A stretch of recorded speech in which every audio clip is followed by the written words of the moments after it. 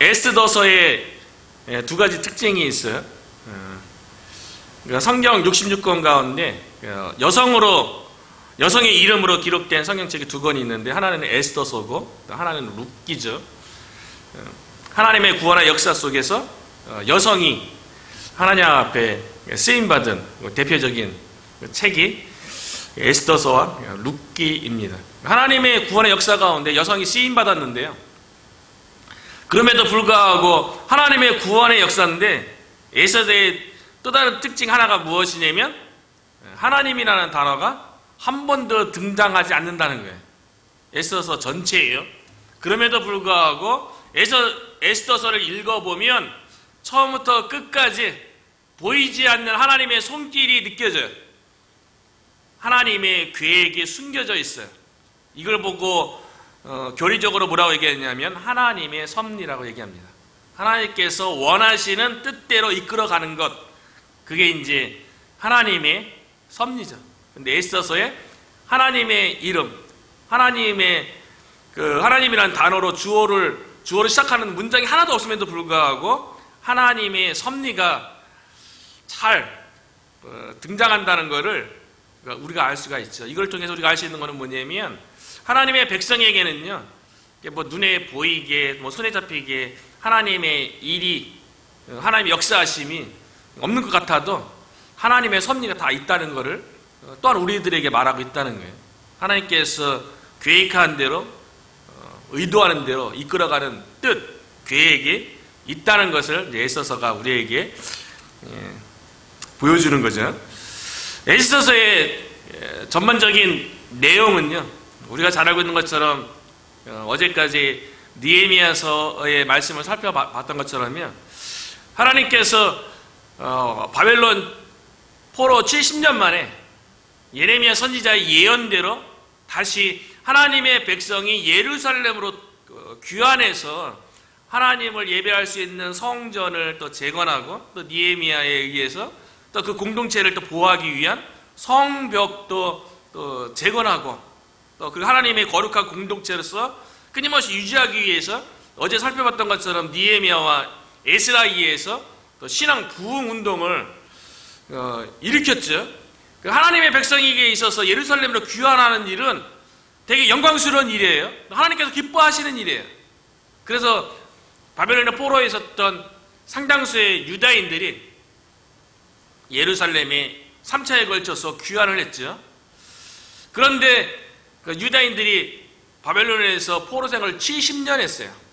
2세대가 넘고, 1세대가 30년이니까 2세대가 넘게 바벨론 지역에 머물렀던 유다인들이 다 예루살렘에 돌아간 건 아니거든요.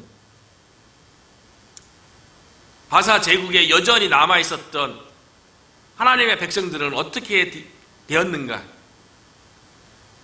예루살렘에 복귀하는 거는 하나님께 크게 영광되고, 그 성전을 재건하고 그곳에서 예배드리고 이런 하나님의 백성으로서 그런 일을 하는 걸 얼마나 하나님께서 기뻐하시겠어요. 그 사람들만 하나님께서 지키시고 보호하시고 돌보신 것이 아니라 바사 제국에 여전히 남아 있었지만 하나님의 백성을 여전히 그들도 하나님께서 돌보시고 그들을 하나님께서 지키셨다는 것을 말씀하고 있는 것이 에스더서예요. 그래서 에스더서에 등장한 이야기는 일반적으로 신학자들의 추측에 의하면 아마 스룹바벨에 의해서 1차 포로 귀환이 일어나고 또 2차 에스라에 의해서 포로 귀환이 일어났는데, 그 중간 정도에 바사 제국 수상궁에서 있었던 이야기를 기록한 것이다 라고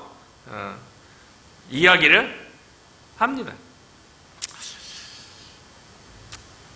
참 상반된 사건이죠. 예루살렘에 복귀한 하나님의 백성은 성전 재건을 통해서 하나님께서 영광 돌리고 있는데, 바사 제국에 남아있던 하나님의 백성은요, 하만이라는 악한 사람에 의해서 유대인 전체가 절멸할 위기에 처하는 민족적인 위기를 맞이하는 그런 사건 가운데 에스더를 통해서 구원받는 이야기예요. 한쪽에서는 하나님의 영광을 위해서 성전을 재건하고, 한쪽에서는 사악한 하만에 의해서 하나님의 백성이 전멸될 고난에 처하는 걸 보면, 하나님의 일이 진행되는 가운데 사탄은 하나님의 백성 가운데 대적하는 일을 반드시 한다는 거죠. 하나님의 역사만 있는 것이 아니라 또 반대로 하나님을 대적하는 사탄의 역사도 있다는 것을 우리가 깨달을 필요가 있죠. 그렇기 때문에 하나님의 사역을 하거나 하나님을 위한 여러 가지 일들을 진행할 때에는 우리가 깨어 있어야 되죠. 어떻게든 하나님의 일을 못하도록 낙담하고 실망시키려고 사건을 만드는 거죠. 하만 같은 사악한 자를 통해서요. 그 가운데 이제 에스더가 이제 하나님 앞에 쓰임 받게 되는데요. 그 내용은 아하수에로 왕이 바사 제국의 이제 각 도에 있는 그 귀족들과 그 리더들을 다 수상궁에 모여서요, 6개월에 걸쳐서 잔치를 벌여요. 그 잔치를 벌이는 가운데 이 아하수에로 왕이 왕인 에스더의 아름다움을 그곳에 초청된 사람들에게 이렇게 자랑하고 싶어서 기별을 하죠. 왕후 에스더의 그 아름다움을 잔치 가운데 이제 뽐내려고 불렀는데 왕후 와스디가 거절을 해요. 왕의 명령인데 왕후가 거절한 것 때문에 와스디 왕후가 폐위를 돼요. 그리고 4년 동안 왕후가 없었는데 왕에 의해서 전국의 이제 아름다운 여인들을 다 불러들여서 와스디 이후에 새로운 왕후를 뽑게 되는데요. 그때 이제 모르드게에 의해서 사촌 관계예요. 근데 에스더가 일찍 부모님을 여였기 때문에 모르드게에 의해서 양육 되었는데 에스더가 잘 꾸미고 그 왕후를 간택하는 그 일에 에스더도 참여하게 돼요. 그런데 얼마나 전국에서 가장 아름답고 가장 아름답게 치장한 그런 여인들이 모이지 않았겠어요? 그런데 아하수에로 왕이 수많은 아름다운 여인들 가운데 에스더가 마음에 드는 거예요. 그래서 에스더서 2장 17절에 보면 왕이 모든 여자보다 에스더를 더 사랑함으로 그가 모든 처녀보다 왕 앞에 더 은총을 얻은지라. 아하수에로의 왕을 그 마음을 결국 움직인 분은 하나님인 거죠. 아하수에로 왕이 그냥 아름다운 여러 여인 가운데 에스더가 더 사랑스러운 거예요. 그 더 은총을 베푼 거예요. 그래서 에스더가 아하수에로 왕의 왕으로 간택이 되었어요. 그때 아하수에로 왕이 수상강에서 또 왕 말고 또 총리 대신으로 한 사람을 세웠는데 그 사람이 아각 사람 하만이에요. 바사 제국의 왕 다음인 2인자로 세워진 거죠. 그런데 왕이 총리 대신인 하만에게 어떠한 명령을 내리냐면요, 아마 그 하만을 통해서 제국을 다스려야 되니까 하만에게 그 권세를 세워주기 위해서 어떻게 명령했냐면 하만에게 무릎 꿇고 절하도록 모든 신하들에게 명령을 해요. 그런데 그 수상궁에서 일하던 문지길이라던 모르드게는 자신이 유대인임을 밝히고 하만에게 무릎 꿇고 절하지 않겠다고 거부하는 거예요.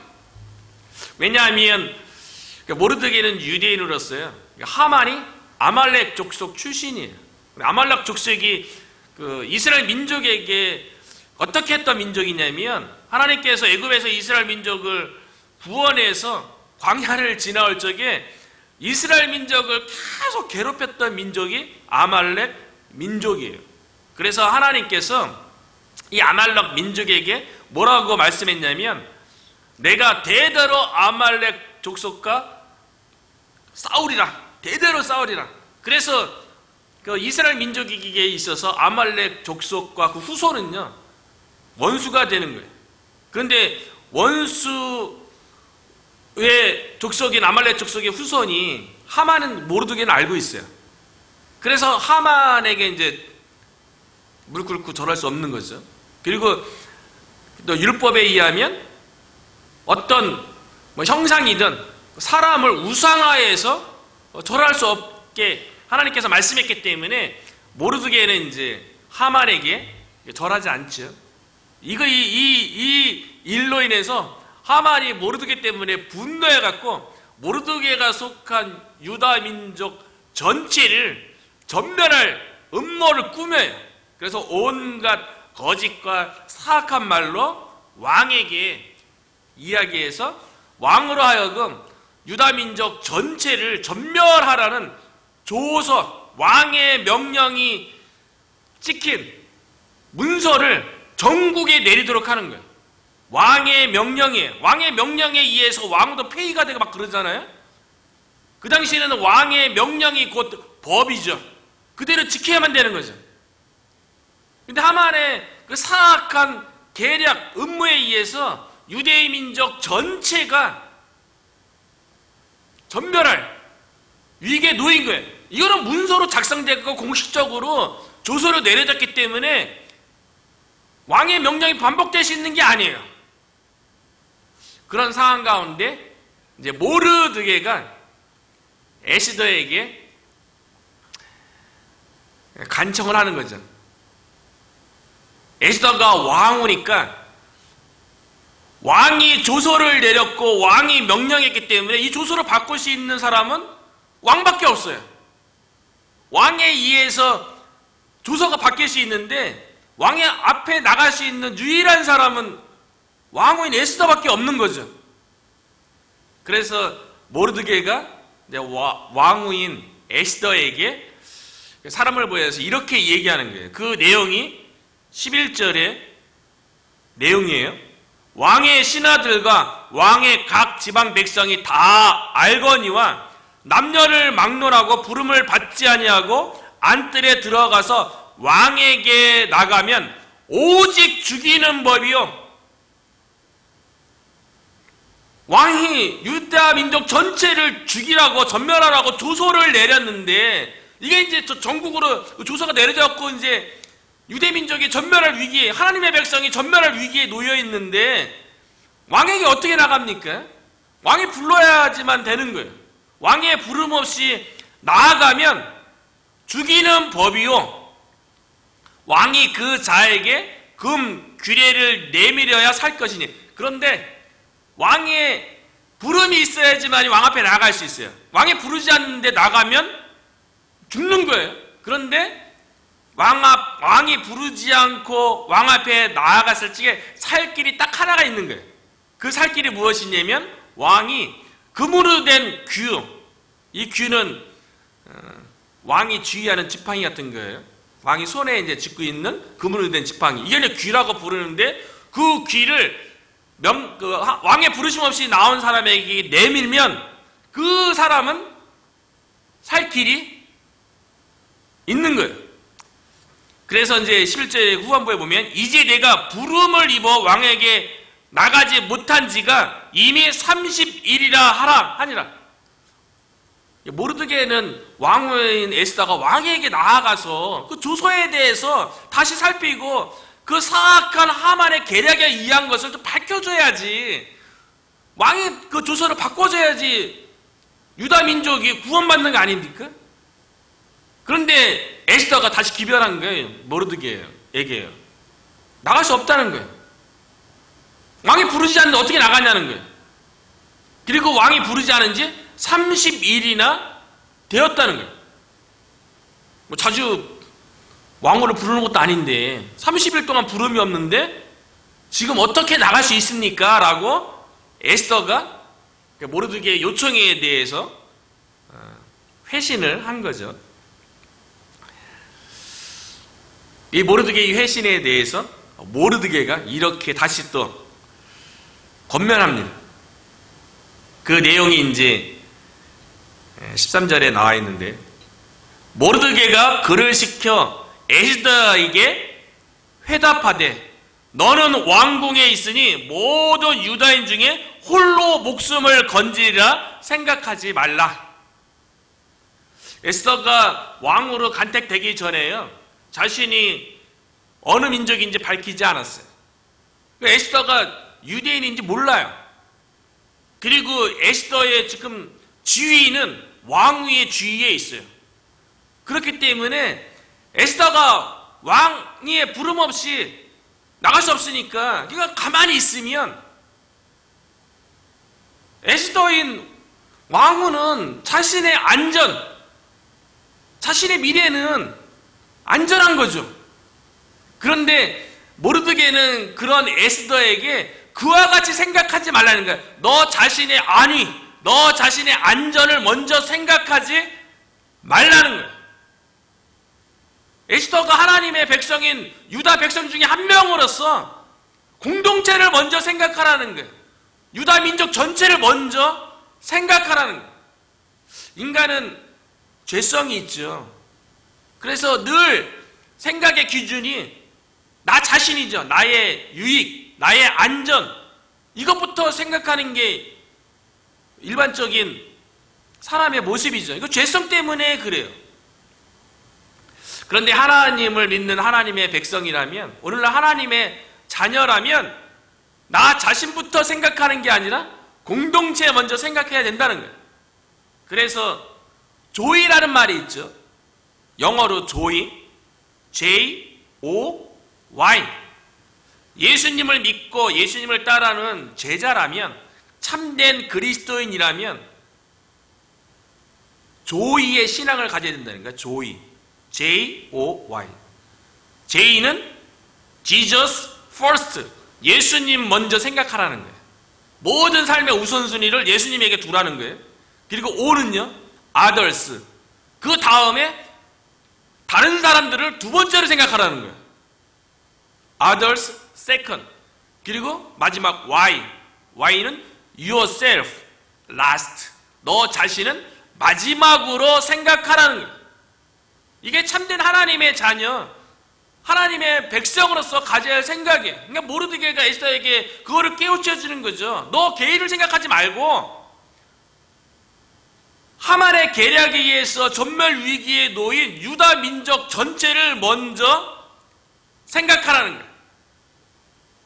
그러면서 14절에 모르드게가 아주 중요한 말을 합니다.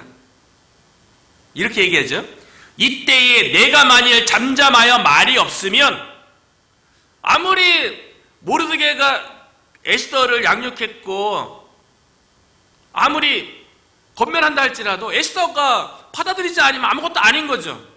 그래서 만약에 에스더가 모르드게의 권면처럼 규례를 어기고 왕의 부르심 없이 나가지 않는다면,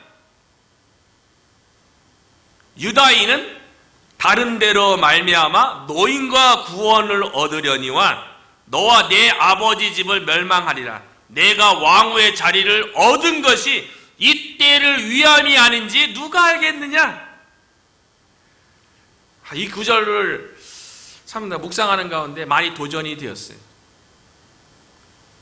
에스더가 만약에 모르드게의 권면을 받아들이지 않아요. 그래 본인의 안위와 본인의 안전은 보장받겠죠. 왕에 의해서요. 그러나 유다 민족 전체는 조소에 의해서 다 죽임당하는 거예요. 하만의 계략에 의해서 재산을 다 빼앗고 다 살해하게 조소가 꾸며졌어요.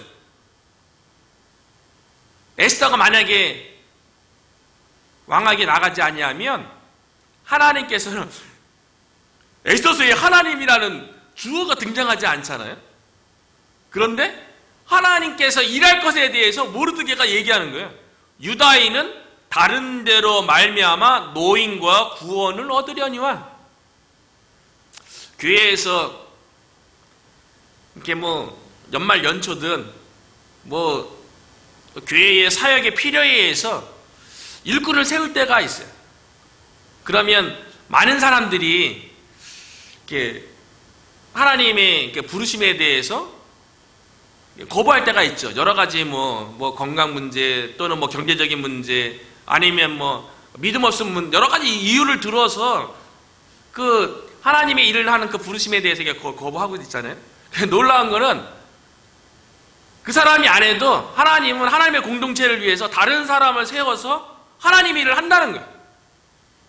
그러니까 하나님의 부르심이 있을 때 순종하는 게 그게 영광인 거예요. 다른 사람이 하나님의 일에 쓰임 받는 것이 아니라 내가 하나님의 부르심에 쓰임 받는다는 게 더 영광인 거죠. 그러니까 에스더에게 너를 통해서 유다 민족이 구원받을 이 기회에 너가 부름을 받았는데 만약에 너가 응답하지 않으면 너가 아니더라도 하나님은 다른 사람을 세워서 유다 민족의 노임과 구원을 이룰 거라는 거예요. 그런데 에스더가 부름받았다는 거예요. 그래서 14절 후반부에 이렇게 얘기하잖아요. 이때를 내가 왕후의 자리를 얻은 것이 이때를 위함이 아닌지 누가 알겠느냐? 하나님의 섭리에 의해서 에스더가 왕으로 뽑혔다는 거예요. 유다 민족 구원을 위해서 에스더가 지금 왕이라는 그 지위를 얻었다는 거예요. 어쩌면 우리들도 우리가 이곳에 오고 또 이곳에서 삶의 터전을 잡고 이곳에서 일을 하고 이런 모든 것들이 이때를 위함인 줄로 믿어요. 하나님의 계획이 있어서 미국의 50개 중에 메릴랜드주에 우리가 사는 거 아니겠어요? 그리고 이곳에서 우리가 살아가는 이유는 이 지역 가운데 구원받을 영혼이 있고 하나님께서 세우신 워싱턴 성도교회를 세우기 위한 이때를 위함이 아닌지 누가 알겠느냐? 이때를 위한 거죠. 그래서 에스더가 모르드게의 권면 가운데 믿음의 결단을 하게 됩니다. 유대 공동체를 먼저 생각하는 거죠. 유대 공동체의 구원을 위해서 본인이 믿음의 결단을 하게 되는데요. 그 내용이 16절에 나와 있어요. 당신은 가서 수산에 있는 유다인을 다 모으고 나를 위하여 금식하되 반납 3일을 먹지도 말고 마시지도 마소서. 나도 나의 시녀와 더불어 이렇게 금식한 후에 규례를 어기고 왕에게 나아가리니 죽으면 죽으리이다. 에스더가 유다 민족의 구원을 위해서요. 왕의 부름이 없이 규례를 어기고 나가는 거잖아요. 규례를 어기고 나가면 죽는 것뿐이에요. 왕이 어쩌다가 이제 왕의 지팡이를 내밀어야 살 가능성이 있는 건데 그건 모르죠. 왕의 마음을 어떻게 알아요? 미래의 일인데 그걸 어떻게 알겠어요?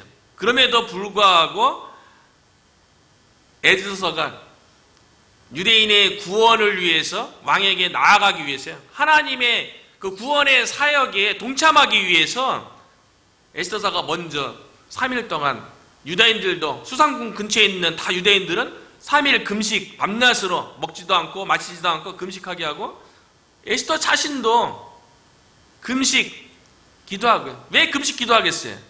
인간적인 모든 육고를 다 포기하고 오직 하나님만 바라보겠다는 거 아니에요? 여기에도 하나님의 섭리가 있는 거죠. 에스더의 그 믿음의 결단 가운데 유다 민족을 구원하는 데 있어서 하나님의 전적인 은혜, 하나님의 전적인 도우심, 인도하심을 바라면서 3일 동안 밤낮으로 기도하고 규례를 어기고 왕 앞에 나아가는데 그 믿음의 결단이 무엇이냐면 죽으면 죽으리이다. 이 고백 속에도 이미 에스더가 하나님의 섭리를 믿는 거죠. 죽음을 맞이한다 할지라도 그 결과에 대해서 하나님께서 책임져 줄 것에 대해서 믿고 온전히 하나님께 자기 인생을 맡기고 왕에게 나아가겠다고 고백한다는 거죠. 죽으면 죽으리라는 이 믿음의 결단을 통해서 유다 민족의 전멸 위기에서 구원의 문이 열리는 거예요. 죽으면 죽으리란 에스더가 내가 죽을 각오를 하고 왕에게 나간 이 믿음의 결단 때문에 전멸 위기에 있었던 유다인들이 구원을 받았다고요. 예수님도 제자들에게 뭐라고 말씀했냐면요, 죽고자 하면 살 것이고 살고자 하면 죽을 거라고 말씀하셨어요. 그러니까 죽고자 한다는 거는 자기 부인, 자기 희생이죠. 그래야지 살 길이 있는 거고요. 살고자 하면, 나 자신만을 위해서 살려고 하면 그건 죽음의 길이라는 거예요. 그래서 마태복음 16장 25절에 보면요, 누구든지 제 목숨을 구원하고자 하면 잃을 것이요, 누구든지 나를 위하여 제 목숨을 잃으면 찾으리라. 그렇게 말씀하신 거죠. 죽고자 하면 살 길이 있다는 거예요. 그리고 요한복음 12장 24절에 보면 예수님께서요, 한 알의 밀알이 땅에 떨어져 죽지 아니하면 한 알 그대로 남고 죽으면 많은 열매를 맺느니라. 죽음으로써, 죽음을 각오할 때에 수많은 생명을 살리는 열매를 맺게 된다는 거죠. 엑소더의 죽으면 죽으리라는 그 믿음의 결단, 이 죽으면 죽으리라, 이것을 한국교회 역사 속에서 가장 잘 보여준 그 믿음의 주기철 목사님이 일사각오라는 설교를 했어요. 일사각오, 죽음을 각오하고 하나님께서 맡겨진 사명을 완수하라. 죽음으로써 사명을 완수하라는 거거든요. 이게 1935년도에 그 평양신학교에서 사경회 때 이제 했던 설교 제목이에요. 일사각오, 죽음으로써 하나님께서 주신 사명을 완수하라. 설교한 것이 이제 주기철 목사님은 설교한 대로 그렇게 살았죠. 죽음을 각오하고 신앙생활했죠. 그래서 일제강점기 때 신사참배를 반대한 것 때문에 순교를 당하셨고, 그로 인해서 한국 교회가, 그 순교의 씨앗으로 인해서 한국 교회가 성장하는데 밑거름이 되었던 거죠. 죽기를 각오하면, 일사각오의 믿음의 결단이 있으면 하나님께서 수많은 생명을 살리고 열매를 맺게 하는 은혜를 주실 줄로 믿습니다. 그래서 저와 여러분이 참 하나님의 섭리를 믿고, 하나님께서 우리를 이곳으로 보내시고 또 몽고메리 카운티를 우리가 품고 일사각오의 믿음의 결단을 가지고 우리가 하나님의 밀알처럼 썩어짐으로 우리를 통하여서 이 지역 가운데 하나님께서 예비된 수많은 영혼들이 구원을 받고 주의 몸된 교회가 세워지는데 우리가 쓰임받게 되기를 주님의 이름으로 축복합니다.